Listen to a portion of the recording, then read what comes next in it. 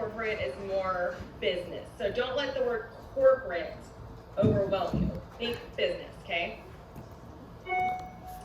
All right, so corporate or business tastings. The way you have to think about these is being a creative problem solver.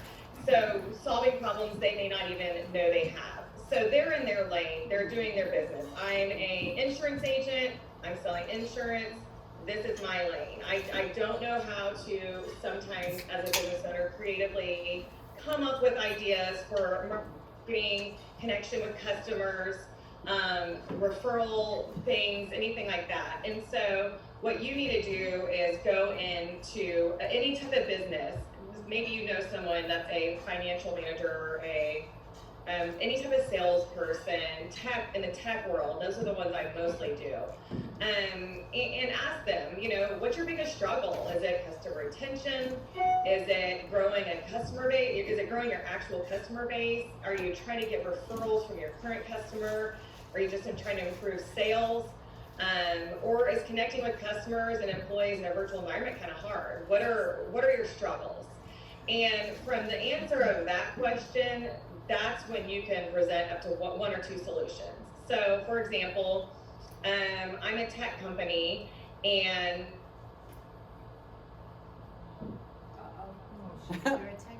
A tech company. Hold on. Celebrate with our new customer, the close of a big project. And it's really difficult to get, you know, a good celebration when we're all virtual. So this virtual world's not going to go anywhere. We know this. It's not going anywhere. In-person gatherings are going to start to happen, but I think the virtual component, like my husband still has not gone back to work. So anyway, we need to get used to this, guys. We need to like take this swivel, adjust, and use it to our advantage. And I've been able to do, I'm doing a Blue Cross Blue Shield one of Chicago next week. So that one had a lot of loopholes that I had to jump through, but I did it just to earn their future business. And so presenting them with solutions. Don't go to them and be like, well, how does this sound? Would you want to do maybe this or this or this? Here's 16 options, a diagram and a flow chart of how to look and all that. You want to be easy, right? So how about this? Pick a day, send me the customers and addresses, and I'm going to ship them depending on your budget, this wine and this wine, and I'll handle the rest. Does that sound good? We'll get on a Zoom call and we'll have a wine tasting. You'll get to connect with your customers. That'll be awesome. So I'll kind of walk you through when I do a business tasting, and then I'm going to stop for whoever to take over. When I do a business tasting, I am not Courtney Scout and Cellar, okay? Let me see if this is on the next slide. Yes. You're representing the company that pays for the wine. Example, Blue Cross Blue Shield is purchasing the wine. They shipped it all over the United States, okay? And you are going to act as the connector. You, like wine does, are going to connect your customer with their customer, okay? And your job is simply to make that bond and get them talking. And when a successful tasting is your customer gets off and said, I would have never had that experience with my customer if not for this wine. Thank you. And that is your goal. And it's not to sell clean crafted wine. You do not contact those people, right? Those are not your customers, okay? This is your customer. You don't contact these people over here and see if they want some Thanksgiving gift sets. You don't cross that line. It's an ethical issue, all right? And then you basically, I just keep it fun and lively. And since I did all the shipping, I know where everyone's from. You know, for example, two of them had to go to Rhode Island. Well, you know, Sweet Taylor Wells hand delivered those things since we don't deliver to Rhode Island. And so I might bring it up on the tasting next week, like, hey, how'd you like that doorstep delivery? Did you know, I had someone hand deliver it to your door and stuff. And how's the weather there? Blah, blah, blah. You know, maybe even my husband used to be stationed there. You know, something connecting, right? You know where everything got shipped. Oh, you're in Georgia. How about the Bulldogs? They are pulling off a great year this year. No. You know, and that you're the hype girl or the hype person, you know, and getting them talking, because it's usually a bunch of geeks and that like aren't used to socializing, and so what you want them to do is just start talking and connecting, and that is what you do. And I also do my homework. Like, I have pages upon pages of notes, like, okay, like this is all my Chardonnay notes, right? Because I usually do a Chardonnay with a bunch of dudes, and basically, like, some facts, like if someone asks me a question about, you know, cold weather versus warm weather, and what kind of notes does warm weather bring out in a Chardonnay versus cold weather, and so you want to know, like, I haven't had to pull out too much ammo except for one, and, you know, like, you just want to be, it's a different level of professionalism. It's more of a, you know, you're working with people in corporate America, so it's not going to be like, ooh, isn't this yummy, and stuff like that. So, and you have to anticipate some questions you might get, you know, the varietal, you know, little fun facts. I always like to have a few trivia questions, like, does anyone know the #1 selling varietal in the United States and then in America? You know, a couple of fun questions, and then, you know, just be like, don't everyone jump at once, raise your hand or type in the chat or something, get them interacting. And if you see people not interacting, call them out, you know? So it's just like a tasting in person, but it's more, and people talking, take a second, just let it go. And then I'll hop in and be like, hey, wine girl here again. Time for wine #2, you know, everyone ready? Show me your glass. Everyone show me your glass. And then we do wine #2, etc. So I really enjoy corporate or business tastings because they're usually like at 4 p.m.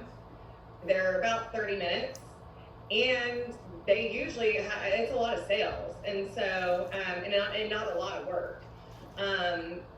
And I've built a lot of repeat business with this. During COVID, I had one customer do one every month, and they were like $150 per customer budget. So it was awesome, you know? So I don't know, I'd encourage you to, like I said, don't be intimidated by these, but go at it from a standpoint of being a problem solver. And they're not gonna know, or they may have a problem or know about a problem, but you need to come up with a way, and don't like be emailing me, asking me for all the words to say and all this stuff.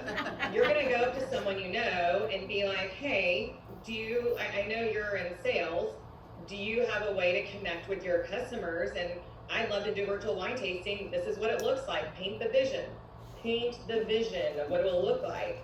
Wouldn't it be awesome to get on a Zoom, drink wine, hey, see all your people, and, you know, do that. It's a great way of connecting, a great investment, a great way to build a good relationship from afar.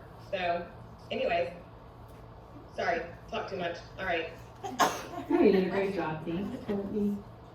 Courtney just walked you through her success with virtual tasting and talked about being a connector.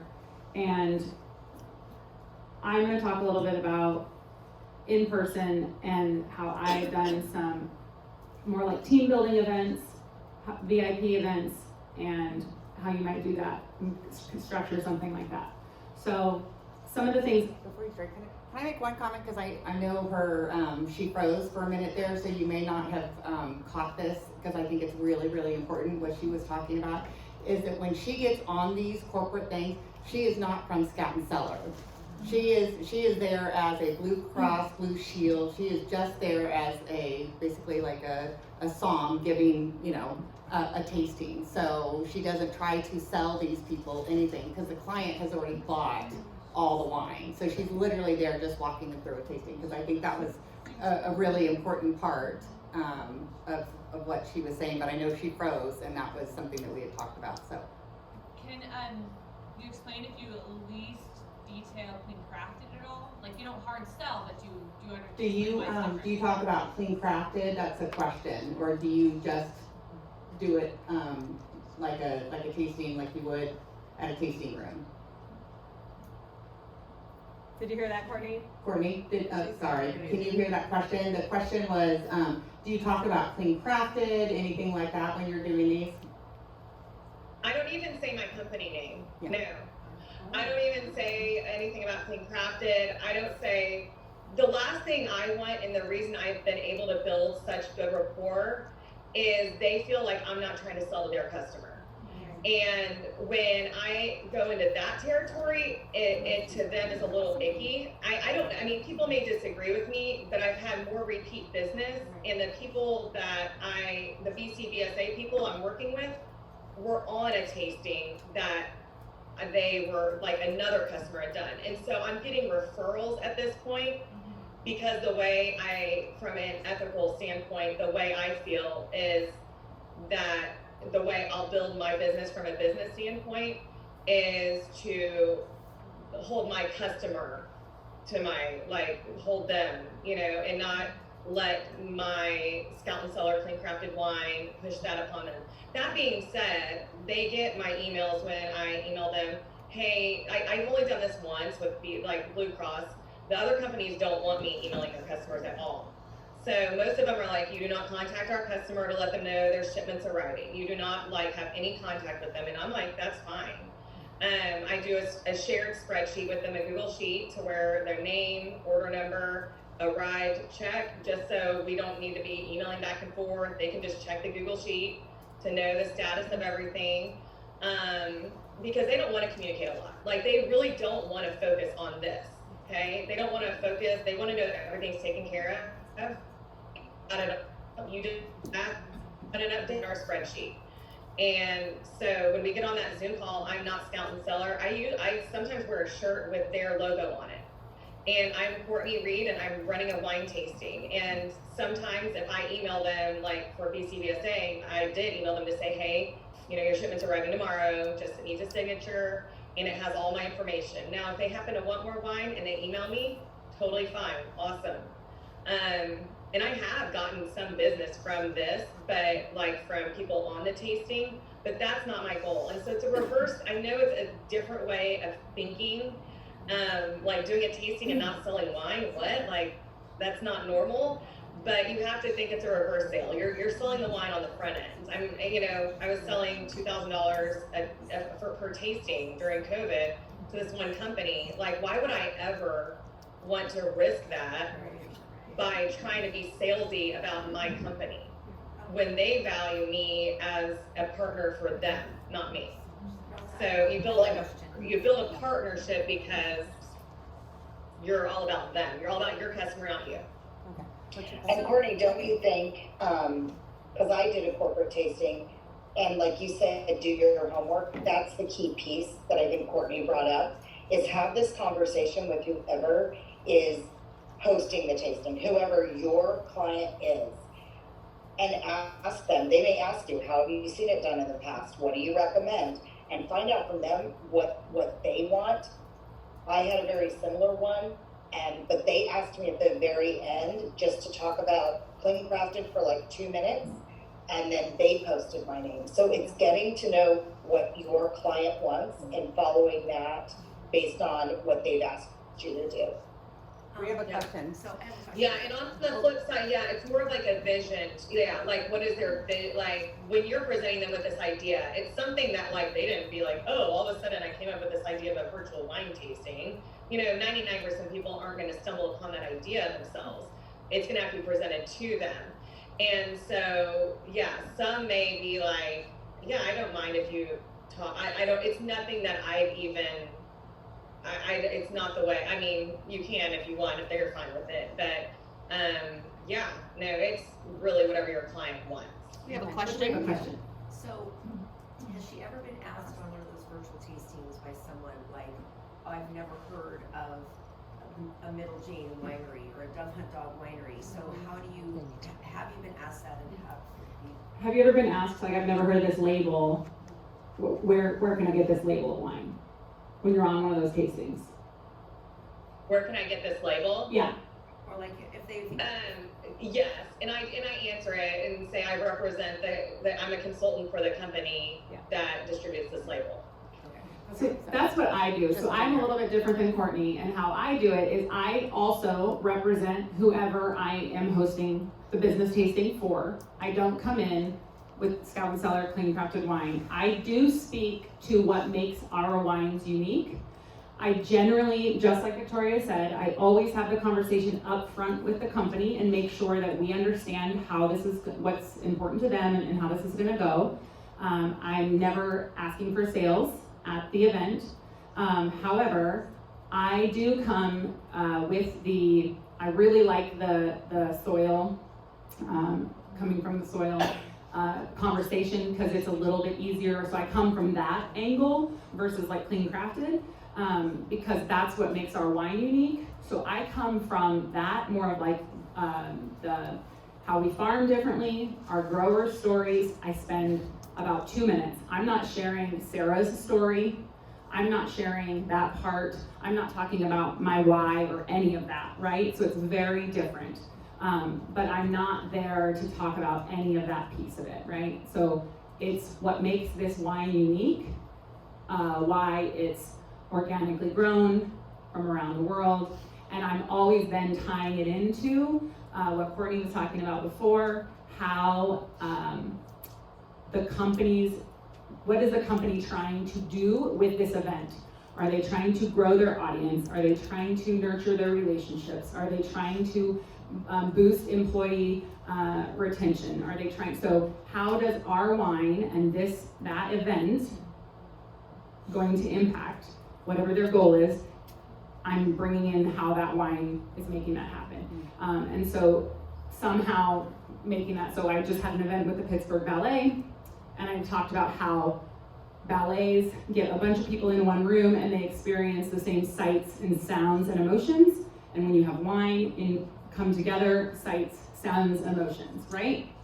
And then now we're having a wine tasting from around the world, just like ballets are from around the world. And the ballet was an Argentinian ballet, so we drank Argentinian wine, right?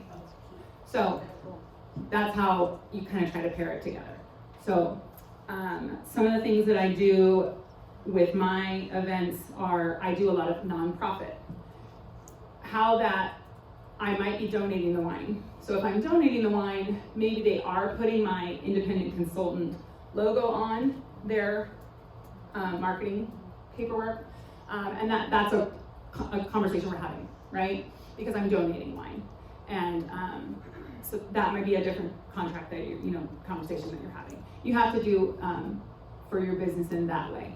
But then also gift cards. I create like a little gift card thing where they're stocking a wine cellar. They're stocking a pull. And so we're doing an event. It's a corporate event.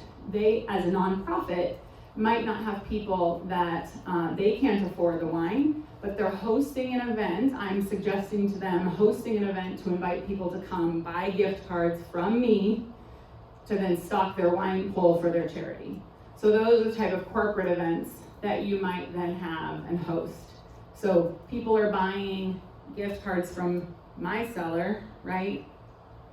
To buy wine I then purchase them for the customer that is my customer, the event planner person. And then, but I'm not selling wine at the event, right? We're just drinking wine and having a tasting and entertaining their customer. So I have a question, because I'm terrified to do these because of the organization. Because I'm like squirrel, okay? Like I really, okay. Thank you. I'm terrified to do these because of the organization factor of it. Like I know what I do good.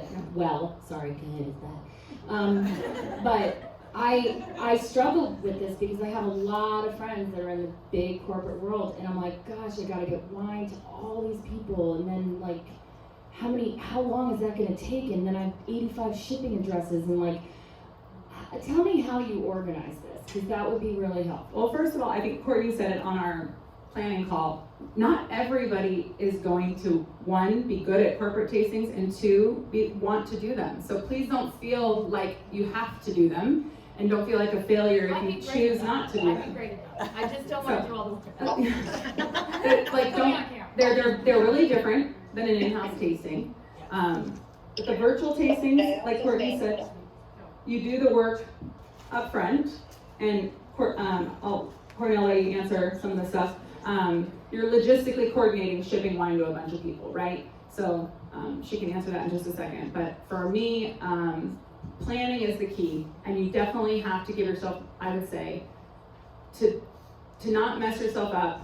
You have to do more than the 7 or 12 day shipping, because because you have a huge event plan, there's going to be a shipping problem. That's what's There just giving me is. It's serious, Murphy's Law. like, anxiety Yeah. about it, and I think a lot of people in the room probably feel the same way, because they're like, oh my god, like, what if Right. it's a lot to get your mind around, and I think a lot of people in this room would be really good at this type of event, because I think we're all in this room because we've been successful at our tastings, right? And I think we know, I think you're giving great information, I just wanna know Yes. what your process is. Like, So, sorry, because it's really hard for them to hear, so it's hard for me to answer the questions. I should have brought it back to you. Let Courtney, about the logistics, you want to talk a little bit about that? Or Hold on. So I'll turn it over to Courtney to answer the virtual one.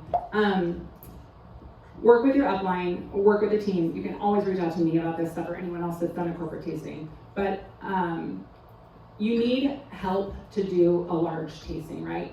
Or work with the people that you're hosting it for. You need servers, right? Or you need to pre-pour.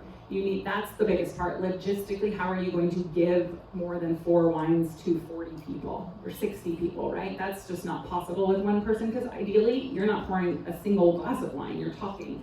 That's what you're going to do best. That's if this is for Well, in-person. In person. Yeah, I can, and I can, okay, yeah, I can address the, also the Zoom, the virtual. I did one for the National Charity League, 75 ladies.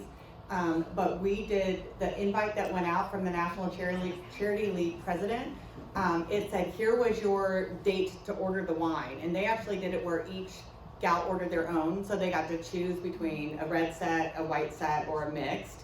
And then they had a due date, which was a month before the actual tasting. So that way I gave myself lots of time. And because I was able to, I created because it was a free one, I created it on a platform where all we did was send them out a link, and then they just, on that link, it either went right to the red set, the white set, or the mixed set, and they just purchased it right there. So it really made it super easy. And then they were doing their own shipping, they were doing their own payment processing, all of that kind of stuff, and it was all just kind of felt pretty straight through to me. And now I'm in. And so that was just trial and error is how that first one worked out for me, and You're they probably gonna loved get it 100 so people much. calling Well, you. but then I got the National Charity League president came to my house, and we sat down and she and I tasted together while everybody else virtually, on Zoom had their tastings. And so we went through all 6 bottles, that they had the option of choosing, because some people didn't have the whites, some people only had the reds. And so we were like, but we would chat with them, and it's like, that way it felt personal as well. Yeah. How many people were on that one? 75.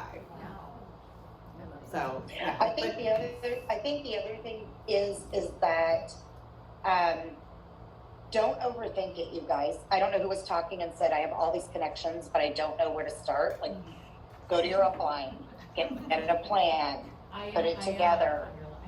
Because I know that can be frustrating when you're like, there's a big pot of money in front of me, but I don't know how to get to it. So there's plenty of us on the team that will help you, but don't let it hinder you from selling daily. Because I think sometimes I get calls and people are like, okay, I can do this, but I'm not sure if I can do it. And they spend like 2 weeks trying to figure out. Oh, sorry.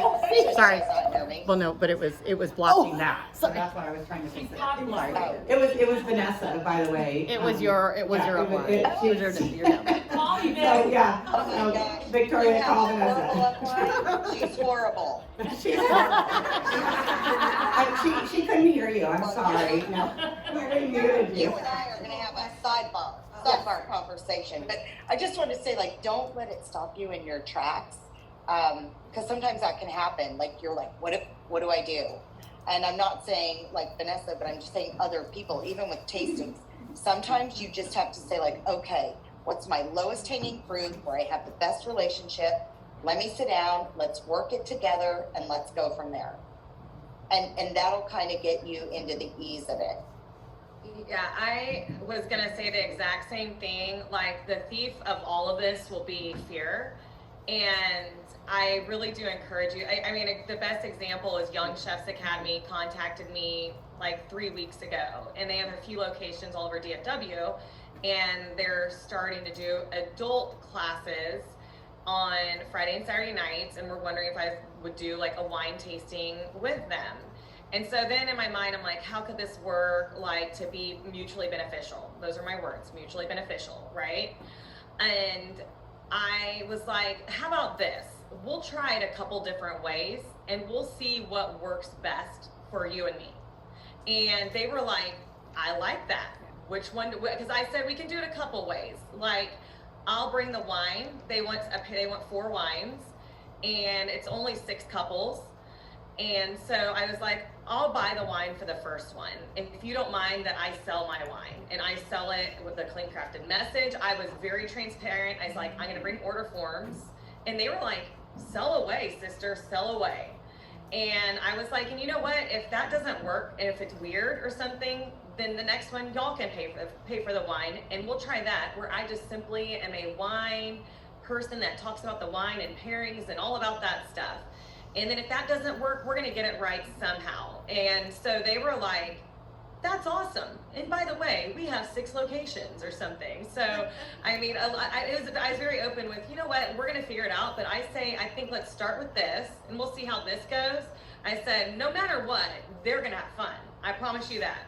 That's one thing I'll guarantee is they'll love the wine and they're gonna have a blast. So the other details, then it might be all the same to them, but we'll see what works best for both of us. And they were like, hot diggity dog, let's do this. So they were like, do it.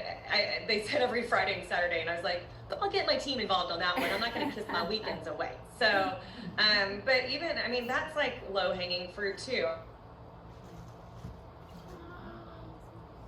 I was like, getting creative and not being fearful and being like, you know what, like if this sucks, like whatever, try a different way, tweak it. It's kind of like tastings. You're not gonna learn how to do an awesome tasting that's $2,000 in sales if you just never do a tasting, you know? So you gotta, you know, fail a little to learn a little and tweak it and figure it out. So just don't do nothing. Do better. Amen, sister. All right. Do better. Yeah. Hashtag do better. Do you want to go to the next slide? Okay, we have a practical question back here. Okay. Hold on, I have a question. Hang on. We're having a table discussion about this, so. Courtney, hey, it's Jill. Hey, Can you hear me? Okay. We have a question at our table. When you're doing these virtual ones and you're sending, obviously we don't have the sampler. If we don't have the sampler sets, are you sending gift sets? Are you asking one person to open 4 different bottles? Like, how does that work? It depends on their budget. So don't assume that they have no budget. Tech companies have like 0 budget. They'll be like, is 150 a person enough? And we want to do 3 wines. And I'll be like, Bernhard, and we'll do that was back when it was $100 and up is free. So now what I do is gift sets. And if they want 3 bottles, for one, in Tennessee, I did some women's leadership conference virtually. And so it was super fun, and they wanted a red, white, rosé. So I did the red and white gift set with the Dove Hunt Dog rosé, and it all ships free when you add on, you know? And so each person had 3 bottles of wine. It was $78. And it was awesome. Like for $78, like they got they had to go virtual with their women's leadership conference. And so just get creative like that. I've never used the samplers, actually, never. I usually work with budgets and get creative in terms of full bottles. I don't know. The one time I could have used a sampler was for this BCBSA one I'm doing, because they work within government parameters that don't allow more than $50 per customer, hard tax shipping, and with like, you know, Washington state taxes and stuff, it went a little over, and this and that. So you have to get creative, but don't assume they have a crap budget, because they may have an amazing budget. So I just work within that, and I like to send the full bottles. I don't like the samplers personally. So Jill, one thing that you can do that I did use the samplers for one of mine. And what the company did is they bought the samplers, but then each person got a $100 gift card, which they contacted me to order their wines based off of that. So that's another thing that the company can do, is do the gift cards. But then you control the gift card so that you can help them with the wine. But is everybody, is one person opening 4 bottles of wine? Yeah, for mine, the sampler, we started with one and just moved through them. Yeah. A little bit. Yeah, and when I did the, Do it with a spouse though, if does they're it at go home, off? right? No, but that was still one. Yeah. well, and Yeah, they're. when I did the National Charity League, because they were getting the gift boxes and it was 2 wines, everybody was home by themselves and they opened their 2 bottles. And so, I mean, they sipped what they wanted to sip, and, you know, I mean, every once in a while you see a husband pop in or something, you know, and a couple of them actually had their other girlfriends over, and so I was doing the tasting and they were tasting with their friends that they were, you know, social distancing with at the time. And But then you so, can use, yeah. You can use that as an education point to talk to them about how like 3 to 5 days later is sometimes the best time in the winter for a red wine, because a lot of people don't know that red wine can be the best on the 5th day because they've never actually let it go that long or whatever. You know, I mean, I think that you can use that for education pieces too. I also, on one of my tastings, the one that had a good budget, I said, do you mind if I include a $12 vacuum bin and wine stoppers? And I know you said $150, but $12 more. Can I go ahead and throw in the vacuum bin and wine stoppers so they can have something to preserve their wine that's left over? And they're like, sure, why not? So that's another option, is to have them included a Scout and Cellar vacuum bin. So That's brilliant, Courtney Reed. So then she didn't talk about her company, but she talked about her company. Yeah. Right? Yeah. And she's got branded material at their house. Right. Exactly. yeah, all right, sorry. I like to talk, it's a problem. Okay, we're on to V money. Okay. So I'm going to talk about holiday gifting. And since I didn't make the slide, I'm going to check it out real quick. Sorry. So yeah, the things that with holiday gifting is you want to make it convenient for them. Obviously, we've got fantastic price points, whether it's corporate or which is of course what we're doing here. And then obviously they've got the appearance and quality, the personalized gift message now that you can do it, the shipping included. And so last year, I had only been a consultant about 4 months when Christmas came, because I joined in August. And so I constructed an email and I sent it out to everybody that I knew, saying, hey, we've got this great holiday gifting, and, it always ships free. I think our cheapest set at the time was either $39 or $49, and it shipped for free. And I sent it to everybody, and even people you don't think will buy, like, for instance, my brother is an alcoholic, does not drink at all, but he runs a huge company up in Silicon Valley. I sent him the letter. I said, I don't know if this is appropriate or not. I said, but do you send alcohol? Do you gift all your computer geeks under you? And he's like, absolutely. And so he ended up ordering 30 sets and had me ship them all over the United States, even though he doesn't drink. So don't psych yourself out or think, oh, well, this person doesn't drink, they're not going to send gifts. They still can, and they will, if you approach it in the right way. And that's how I did it for all my people, was I said, I'm not sure if this is appropriate, I'm not sure if your business does this, but if you send out holiday gifts and wine is appropriate, I would love to connect with you, because I can do all your holiday shopping for you. And all he did was send me a Google Doc spreadsheet that had everybody's name, their address, and all of their information on it, and then I just did all the work.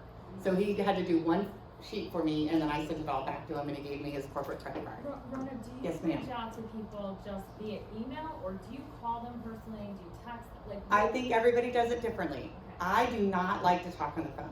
Okay. I will talk to you in person, Yeah. or I will text you. Yeah. That's it. I am not a phone talker. I don't talk to my mom on the phone. I do because I have to, but well, just because she's if we texted back and forth, she's from the South, it would literally go on and on and on. Sometimes emails for me personally, nobody reads emails. Like I have 30,000 emails in my inbox right Sure. now. I haven't opened, so. Yeah.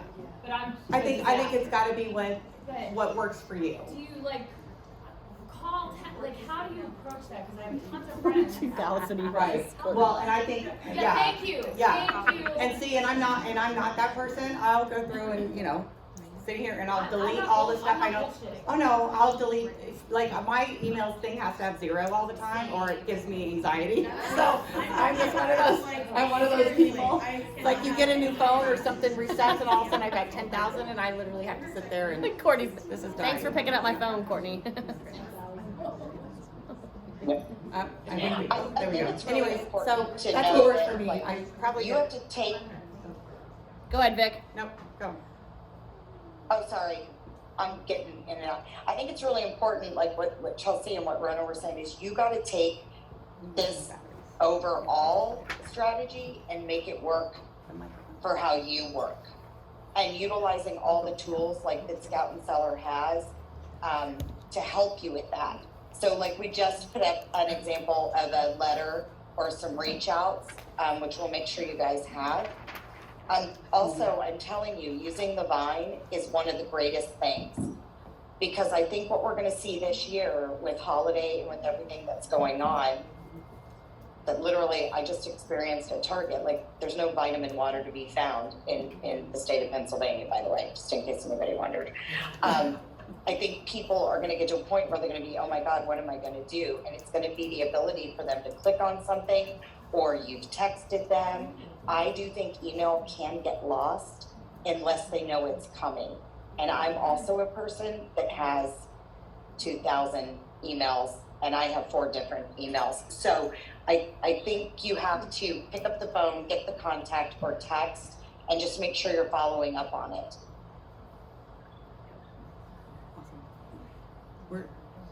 We're sharing microphones now because that one died. So she ran to get new batteries. When someone orders like your person that Yes. orders 30 Mhm. sets, so I have someone that wants to order the binder gift set, which drops November 3rd. Right. If I were to put the corporate order in now, does he get billed now and does it go towards my October volume, or does it? I don't think you can put it in. But I would go ahead and get a spreadsheet from them. I have the spreadsheet. Verify all the, Okay. Yeah. But to answer the question, whenever you enter it, When you enter that's your commission That's date, when it, yes. and that's also when they get billed. Even though. But you none never- of their other even stuff if is it dropped. Yeah, even if it drops. doesn't ship. Yeah, they'll- yeah. Because I don't think you can order it until it actually Until it drops. actually drops. So yeah, so it shows you on there when it's going to, but But if someone But if wanted you to order a order gift set that November is 3rd. now available, but they wanted it to ship November. yes. It would go towards your, It would go in now and now, go towards yes. October. So like when I And they would ordered for my charge- brother, They his, get charged now. yeah, when I ordered for my brother, we did it in November, even though all of his ship dates were December 10th. Okay. And So went towards your it went to November. my November total Okay. for my mom, and he got billed in November, which means he could turn around and bill his, company. But then I got to pick all the shipping dates, so. And kind of do your research on the companies, because I reached out to them. They're like, that doesn't go with her. Right, and that's why I, You're my yeah. brother-in-law though, but. Oh, yeah, no, but, and that's why I said if this is appropriate, if it's appropriate and this is what you do, but yeah, you have to find out what's, AAA, because drinking and driving. Yeah, he's like, Yeah, AAA is probably like, yeah, no, sorry, no, but, yeah. I was like, oh, it's okay. Yeah. But, and then they actually, here's, and this is a great, and I know this is all gonna be available to you guys, but this was, I think this was Victoria, or someone, one of these gals, this was their cold leads, and how they actually wrote out the script for you. So if you really want to, learn how to do it with a cold lead, it was really great. So, Courtney did it? Thanks, Courtney, sorry. I don't remember who did it, so. It's not good. And then this, and. Okay, yeah. Did you So guys these hear are just this? like This we is put on your together one last tables, or- Christmas because, and we'll send this out.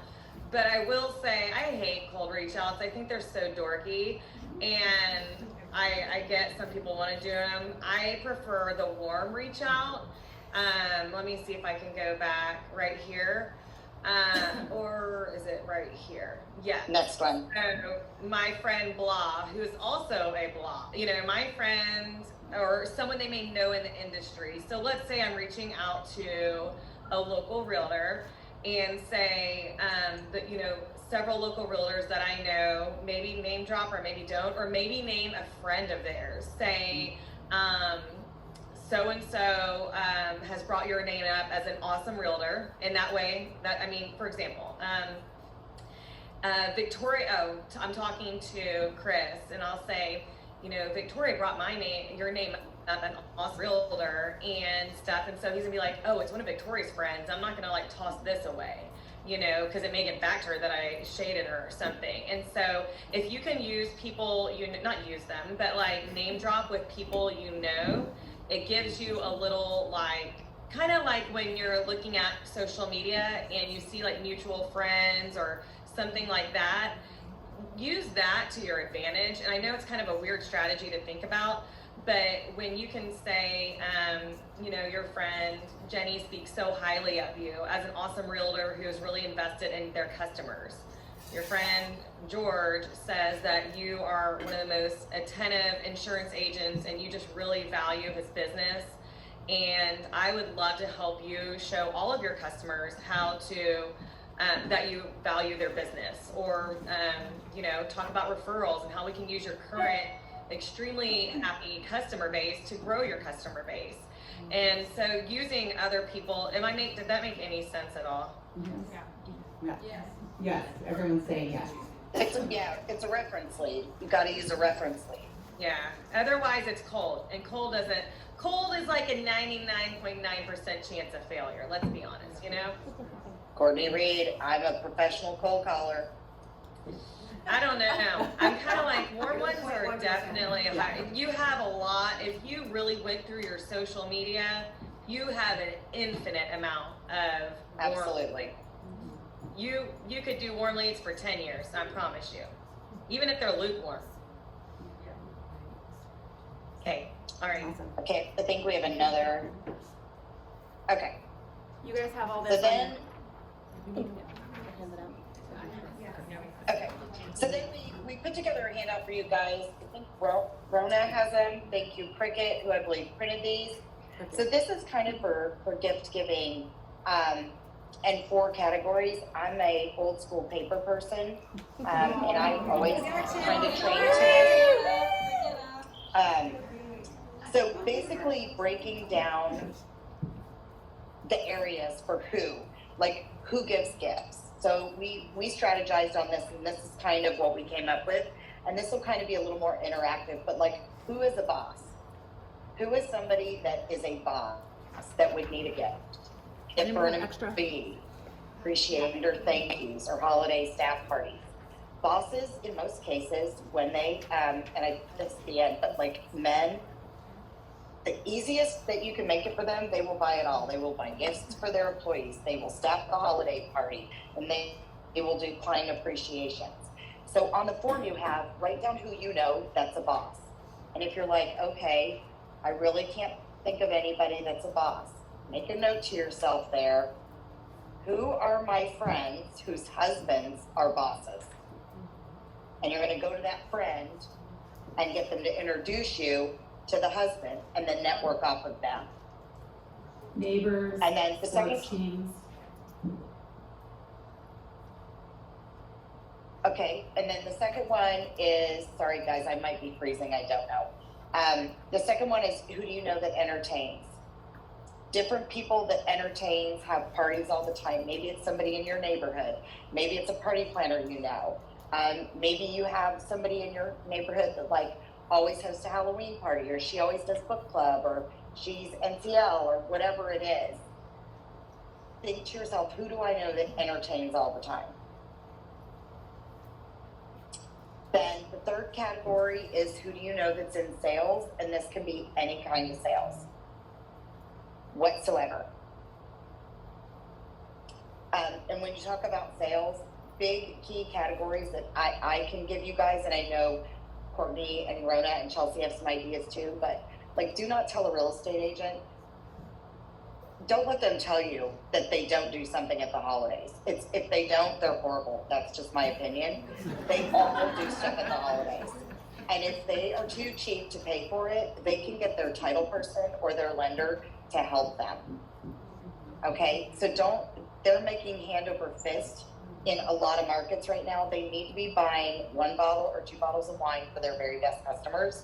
And title people, insurance people, all of that. Go talk to them because they all do something. And along those lines of those industries, I know we discussed this last year, there's a lot of like investment people who say, okay, I can only spend $50 per client. This goes back to Courtney and Chelsea and Rona, like saying, be the creative solution. This is where you say, okay, no problem. We have this 6-pack of the bottles that is coming out. It's $129. You can actually get 3 gifts out of that. What if we wrap 2 bottles up, blah, blah, blah. Now you're down to the $50 and you've done 3 gifts out of 1. That's creating a solution for people who can only spend so much. And I tend to do that quite a bit for my clients. Gift closets, this is a big Southern thing. I know, like, Jill's probably shaking her head. Rona's probably like, Southern, this is where I learned it. Like, you have to have a gift closet, people. It's for the neighbor who drops off, you know, the Christmas or Hanukkah or holiday gift you were not expecting. It's for somebody who's watering your plants while you were on vacation. It's for the last minute, hey, I'm having some people over. Everybody should have a gift closet, and it should contain our wines or our little boxes or the 4 bottles or something out of Scout and Cellar, now the olive oil. That said, suggest this to people, remind them during the holidays. There is nothing worse than being invited to something at the last minute. Like, oh, we decided to do bunko tonight. It's our holiday bunko, bring a gift, or it's a white elephant, and you're trying to scrounge to find something. Wine is always welcome. And I have and this was actually, Victoria showed something when we were doing our powwow, putting this together. You know, the new fridge case that's coming out, it comes with 12 cans in it. Get that, break it open, and go to, you know, Home Goods or one of those, get these, you know, not these, but get the wine glasses that say cheers or whatever, like the actual glasses, and you can get those, and our little cans fit down inside those little stemless wine glasses that say cheers. So wrap it up, put a bow on it, and then you've got right there, you have 12 gifts. Or you can show how, you know, someone else can have 12 gifts just by buying one of our fridge packs. And so it's a great, easy gift that's super inexpensive that, you know, you can give to your FedEx guy if he actually is one that will leave your wine on the doorstep. Mine will not, but hopefully somebody will. And I think too, you guys, like that, sometimes people are like, oh my God, well, it's only one sale. Well, you never know, like when that person gives that to them, like I get it and I'm invited to Rona's house and I take it and then Rona's like, oh my God, I totally could, where did you get this? And then it's like, oh my God, my friend Christy sells Scout and Cellar and she blah, blah, blah. You know what I mean? So never think like, oh, it's only $89. Think of how you can make it bigger. And then when people are like, I love these, I should do this next. Yeah. Who else Here, is some handing those out information. for Halloween, by the way? Yeah. The fridge boxes. Or the kids. Yeah, no, that's actually a brilliant idea, is when the parents and the kids come up, you wanna give the parents a little, hey, here's give the parents a can, and maybe you've gotten Halloween cups, and it's like, hey, here's your candy for the adults, you know. Do you guys ever boo? Yeah. I do an adult boo and I do a kid's boo. Oh, so cute, see? I learned something new, I've not done that before. Okay, and then finally, you guys, number 6, don't laugh, and you're all gonna laugh. Men need help. They need the most help of anybody. Your friends, husbands need help. They wait till the last minute. Every male boss that I have worked for in corporate America, on December 23rd, they're like, oh my God, I didn't get anything for my brother. I got nothing for anybody in the office. And like, we're scrounging to get stuff.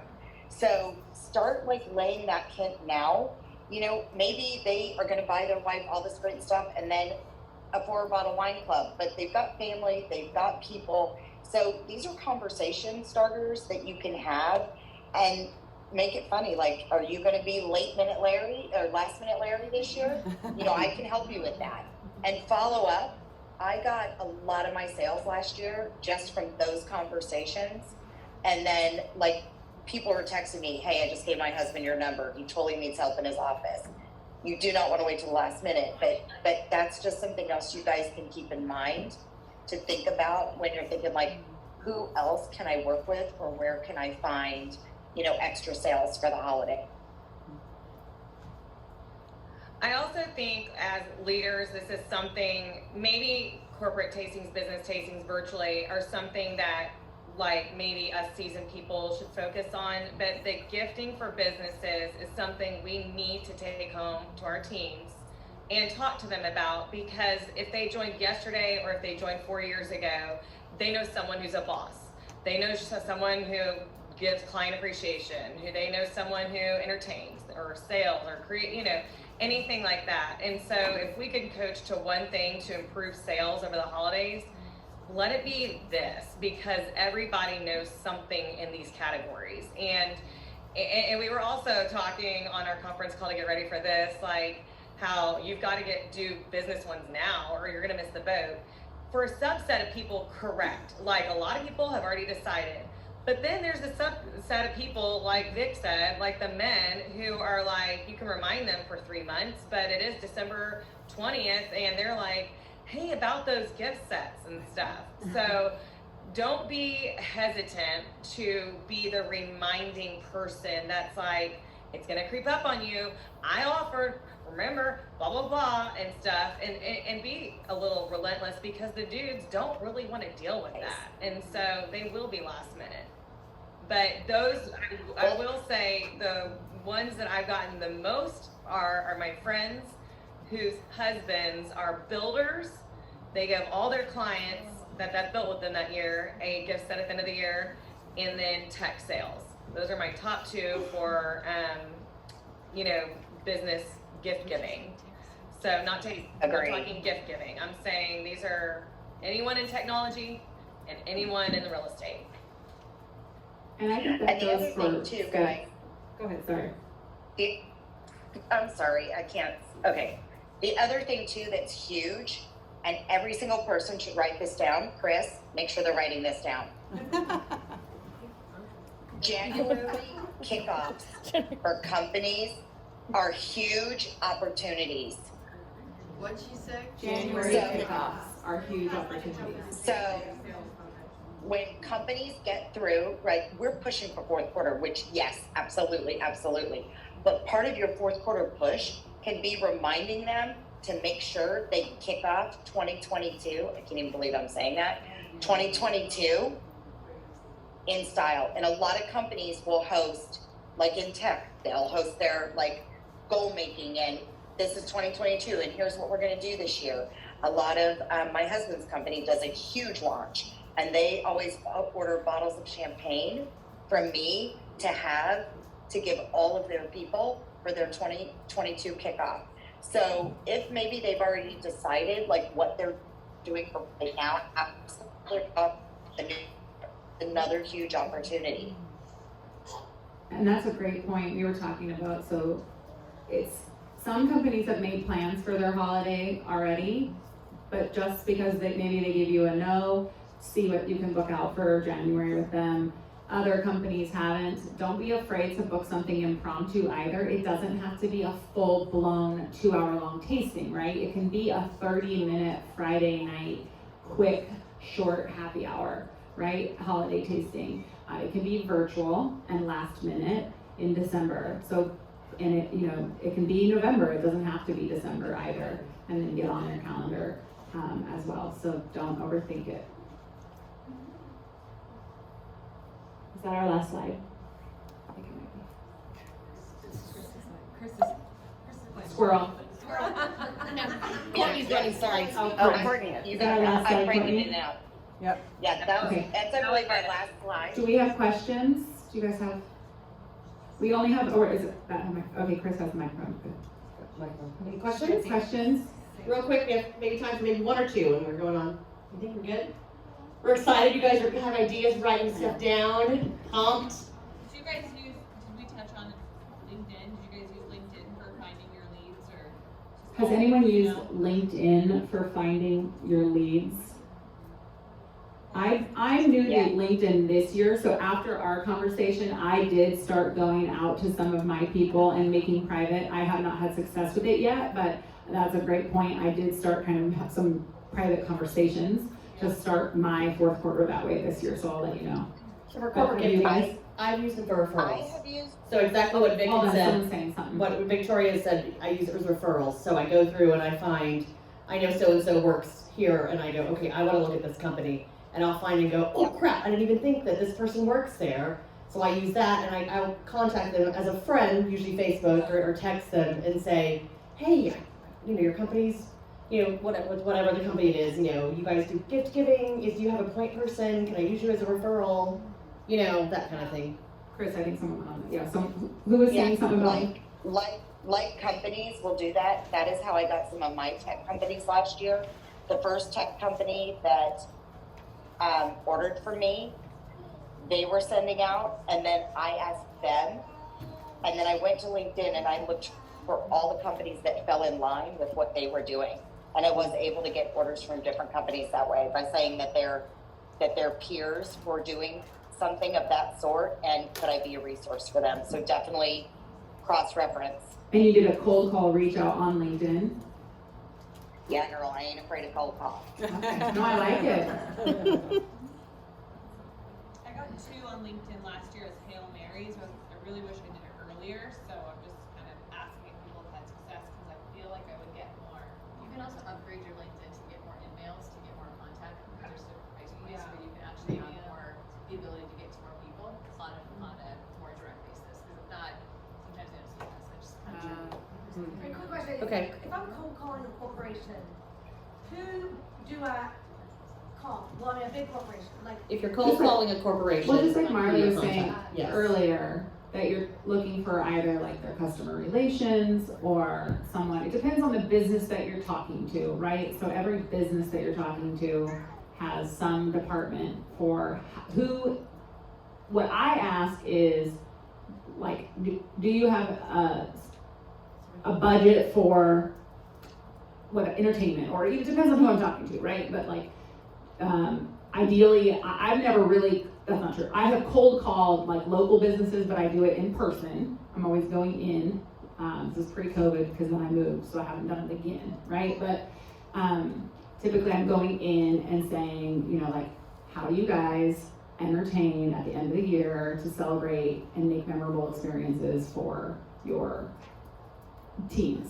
Marketing or public relations, if they have a marketing, sometimes HR will actually handle some of their in-house things. If not, I go to HR. If not HR, then if it's a smaller company, I go to the executive assistant or an assistant to the CEO. Right. And I've also asked who plans their holiday parties?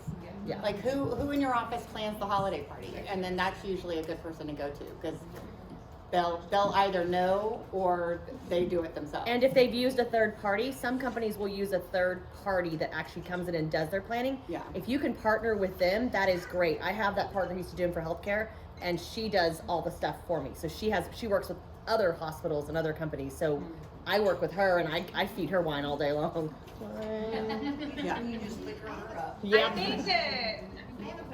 I think it really depends on the industry that you're talking to. I think what they're saying is so correct, but like in a technology company, you speak to the sales department. They're the ones who does all of the entertaining, and they're the ones, so I talk to the sales department. Now, in BCBSA, I'm talking to the finance guy, because he's the one who writes the check. So, and then, you know, maybe a few of the details. So it's really like a question you've got to ask. It's no, like, general answer, I would say. Can I ask a question quick? Can you go around and just say how much you've sold at your business? I would love to hear numbers, like how much. Curious to see what your best numbers are. Can you go around each kind of add what you sold, like the most you sold at your best event. I didn't word that right. Courtney's giving me that look.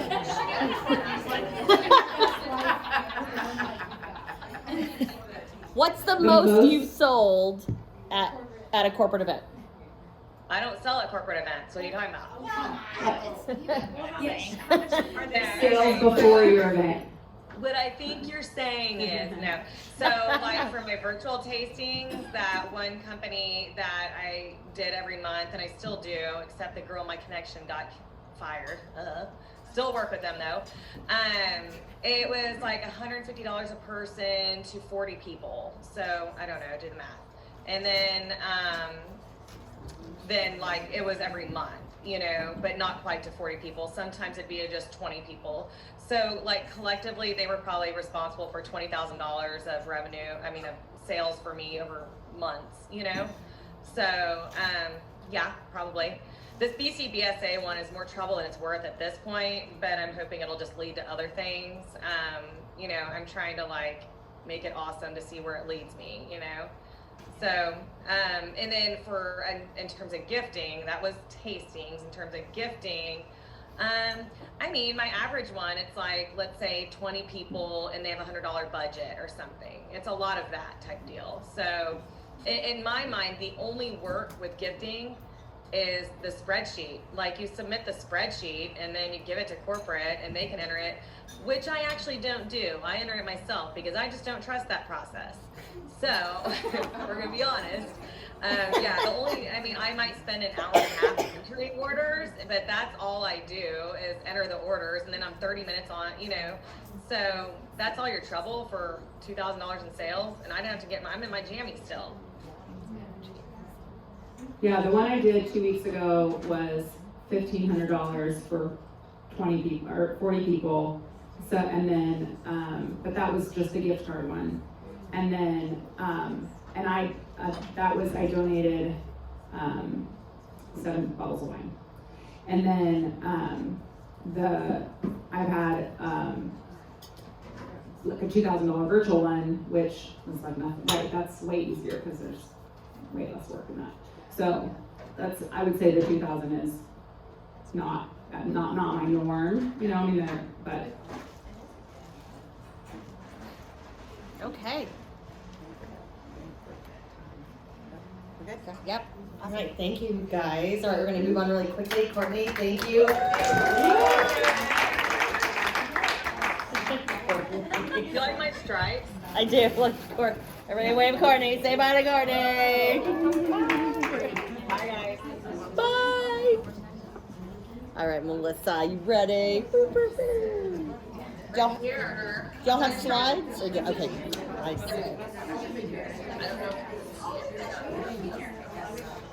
What do you see? Yeah, that's good. Good. Sorry. Okay.